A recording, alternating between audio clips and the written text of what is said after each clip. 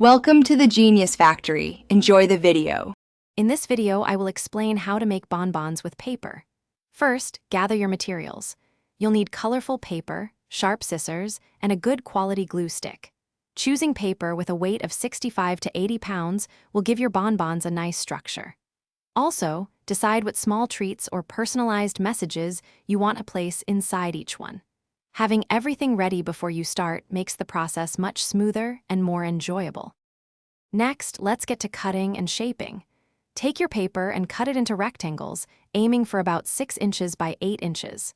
This size works well for most bonbons. Then, fold each rectangle in half lengthwise, creating a clear crease down the middle. For an extra touch, you can use decorative edge scissors on the short ends before you glue, giving your bonbons a unique and charming look. Now it's time to assemble your bonbon. Apply a thin line of glue along one of the long edges of your paper rectangle. Carefully bring the other long edge over to meet it, forming a tube, and press firmly to secure. Once the glue is dry, gently twist one end of the paper tube tightly to close it off. Then, insert your small gift or personalized message into the open end of the tube. Now for the fun part, decorating. Tie pretty ribbons around the twisted ends of your bonbons for an elegant touch. You can also add glitter, stickers, or small personalized tags to make each one unique.